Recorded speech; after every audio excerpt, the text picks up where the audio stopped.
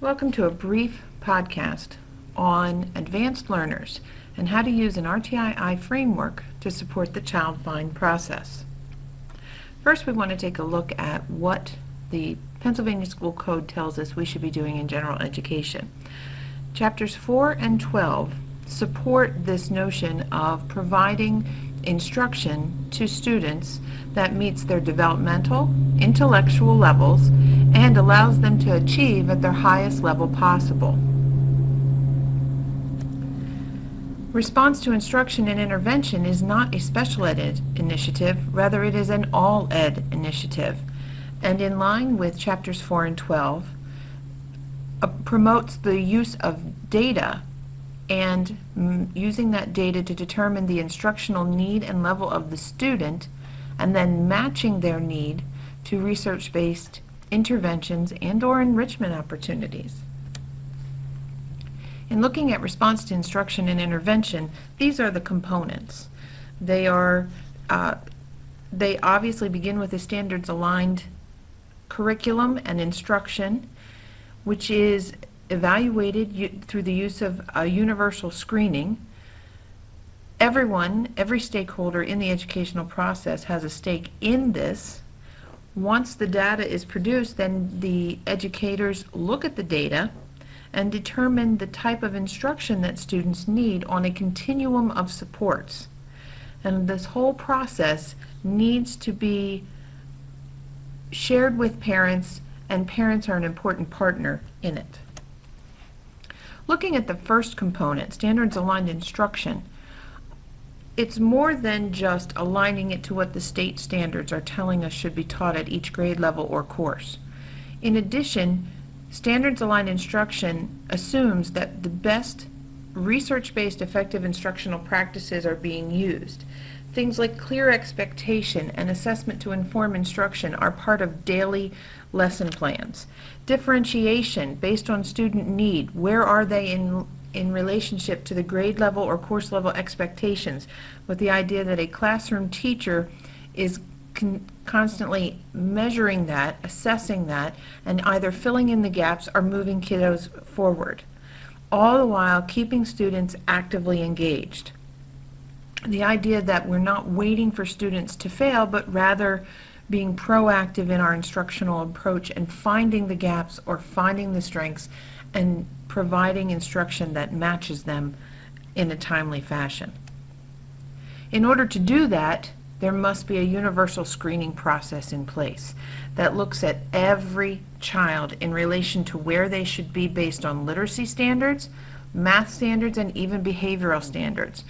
At RtII, we've been doing a lot of work in those areas to help districts avail themselves of the tools that help them evaluate where is their grade level curriculum and is it meeting the needs of the students. When that universal screening process occurs, there should be a very quick turnaround to analyze the data, which will help determine instructional needs of students. The analysis leads to decisions that either involve adjusting core instruction, which could manifest itself as differentiation, or some students may need a little more support in addition to what they're getting in core, and maybe not or. How about and? So the first look is at where is the core and what do we need to do to fix core instruction, and then for some students they need something in addition to the core, and other students may need much more in addition to the core. And I don't use the term struggling learner here solely because what we're really talking about is how discrepant is a student from the grade or course level expectations. The more discrepant a student, up or down, the more intensive support that student needs. So RtII really at its step one in the universal screening process asks the question, how do we tweak the general educational setting to better meet the needs of our learners? Since we're talking about the intersection of RtII in Chapter 16, I'm going to focus on meeting the needs of our proficient or advanced learners. So much has already been done in terms of how are we meeting the needs of our struggling learners. We need to take another look through a different lens. In Tier 1, when we're talking about tweaking the general ed setting, we're really talking about this big laundry list of things that general education has at its disposal through support from leadership. Things like providing differentiated instruction that changes the pace, content, or product of whatever the student is doing. And differentiated instruction without a pre-assessment, regardless if you're differentiating for readiness, interest, or learning profile, the two go hand in hand. A system cannot be differentiating instruction for their students if they're not pre-assessing. And please understand, pre-assessing does not require a test always. It can be a very informal pre-assessment. When students demonstrate mastery of concepts in a unit, things like compacting the curriculum or independent learning contracts that allow students alternate tasks, are really part of Tier 1. And to support that, we can look at cluster grouping within the general ed setting or flexible grouping when it comes time to providing more intensive support. All kinds of options are available in Tier 1 that I think historically we view as educators as something that the gifted support teacher will do. And as you saw earlier, Chapter 4 and Chapter 12 really support work being done in the core to meet the needs of our learners, of all learners. But what do you do when you look at those results and you have students that are discrepant? Well, in an RtII setting, when you look at that discrepancy, sometimes the next step is to look at the test more closely to see if we can determine a pattern of errors. Bring the classroom data into the discussion. What is the educator seeing? What formative data do they have? Is there other summative assessments they've done that can give us an inkling as to where the students' gaps might be? And then looking at additional options for increasing levels of support, because the teacher in the classroom doesn't always have all the tools they need to provide that additional support. So this is a team approach, and really in RtII that first layer is processed by the grade level teams. So when we notice that there's a discrepancy for advanced learners and it's only slightly above, what are the kinds of things that we can be doing for those advanced learners that would require just a little more than the core is currently offering? Things like individualized change of pace. This goes beyond the unit by unit differentiation or even the lesson by lesson differentiation. This could be forward progress, continuing, rather than pre-assessing and having the student mark time with an alternate task. Instead, they could be continuing forward progress in order to perhaps telescope a course, finish 2 years in 1 year, something like that. And you know, this kind of support also could look like acceleration in one content area while still maintaining current grade level placement. We haven't advanced the student a whole grade level yet. Advanced skill group instruction, you know, there is no clearly defined line as what constitutes more support, slightly more support. It really is dependent upon the different schools and what they are already providing. Then you've got the student who requires much more support. And these are those students who, you know, really we need to think outside of the box for, because they are requiring a very highly individualized change of pace or content. They may be accelerating in multiple classes or even whole grade. And in order to make that work, they may need support from professionals through mentoring or online support, monitoring. So this is really those students who are very discrepant and kind of make us scratch our head and say, oh my goodness, what are we going to do for this child, because their needs are so unique.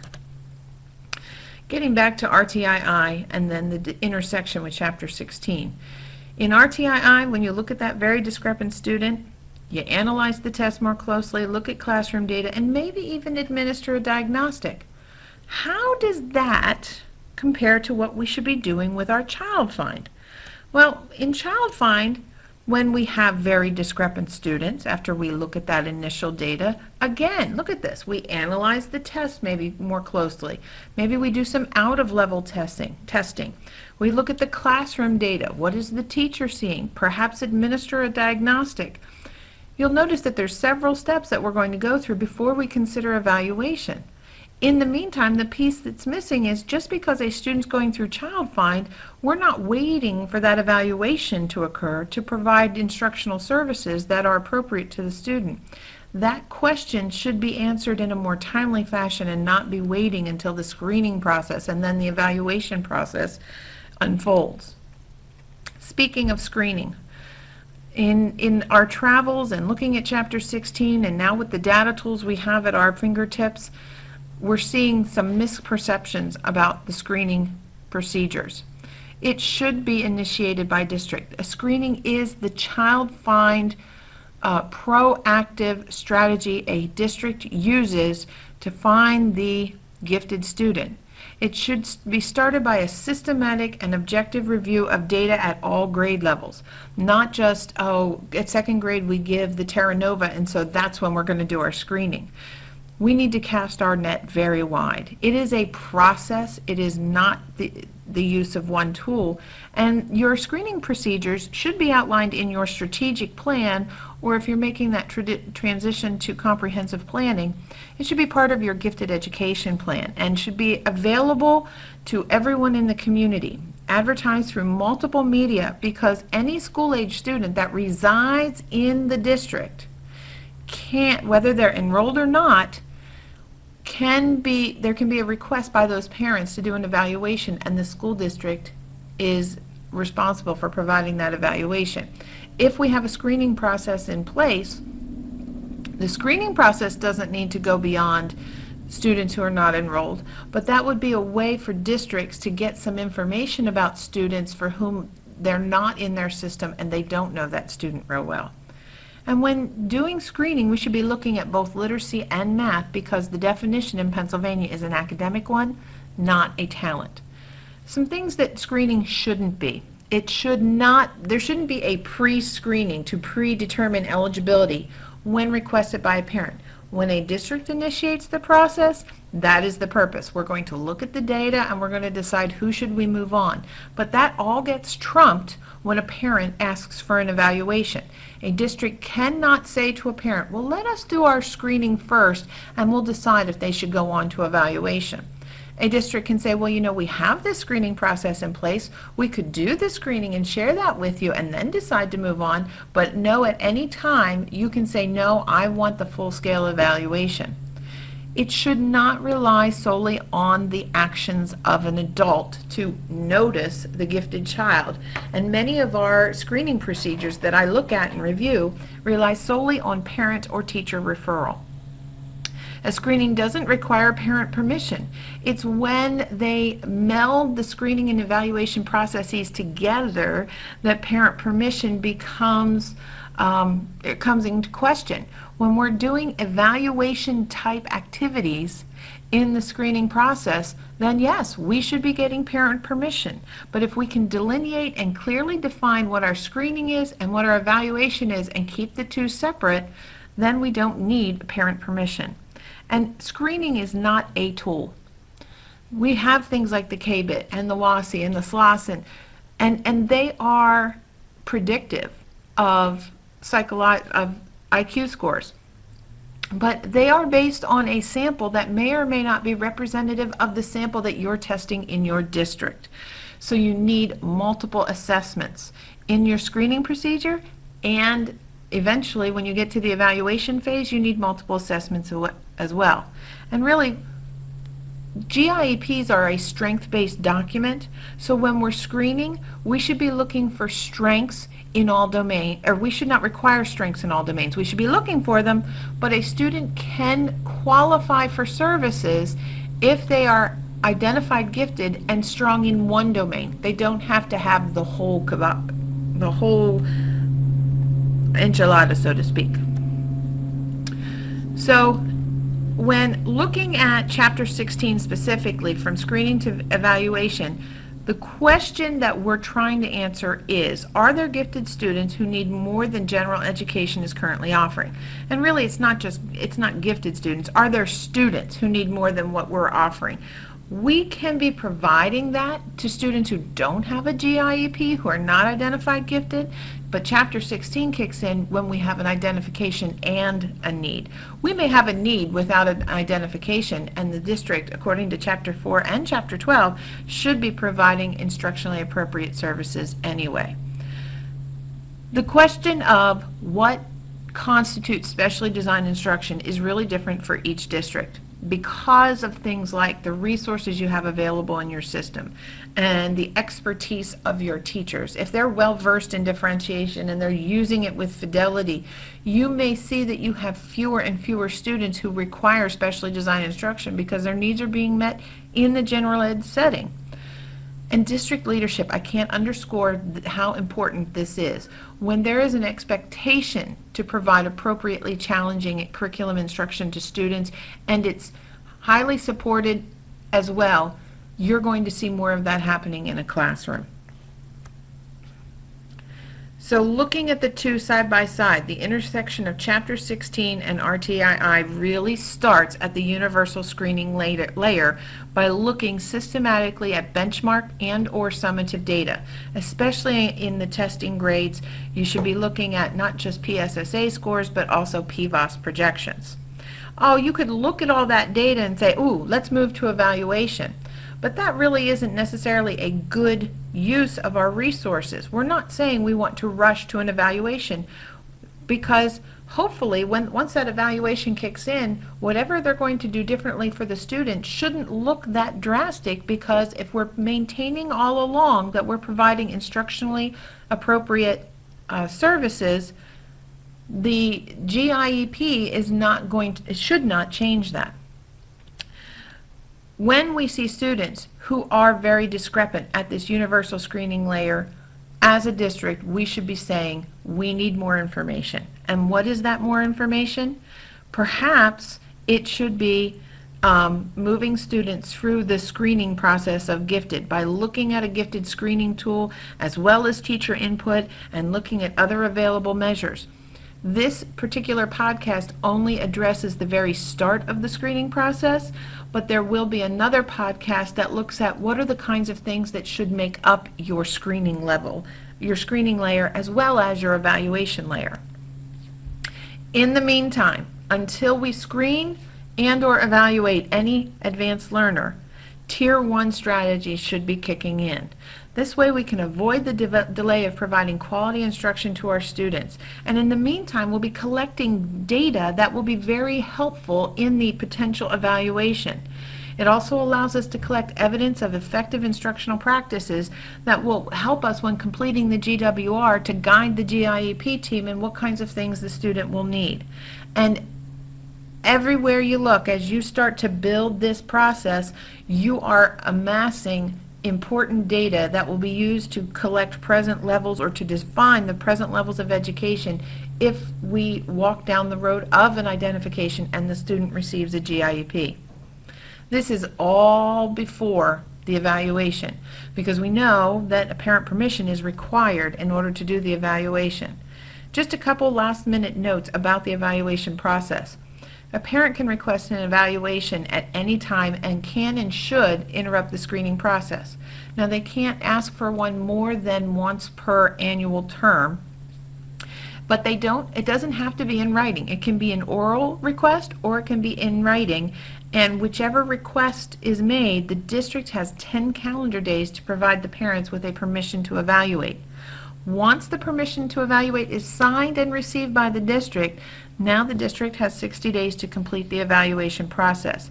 And just a final reminder, members of the gifted multidisciplinary team must include the student's parents, a certified school psychologist, at least one of the student's current teachers, and I would recommend that if the student has a demonstrated strength in one domain, that the teacher should be able to speak to the child's abilities in that domain, as well as persons trained in evaluation techniques. If we're looking at instructional levels in literacy, we may need to bring in the reading specialist, or we may need to bring in the math coach. And when applicable, any persons familiar with the child's cultural background. We don't want to miss gifted students because their ability is being masked by socioeconomic or gender bias. Hopefully you've enjoyed this brief podcast on RtII and gifted, and if you have any questions, you can contact Tanya Moret at the Capital Area Intermediate Unit at tmorret@caiu.org.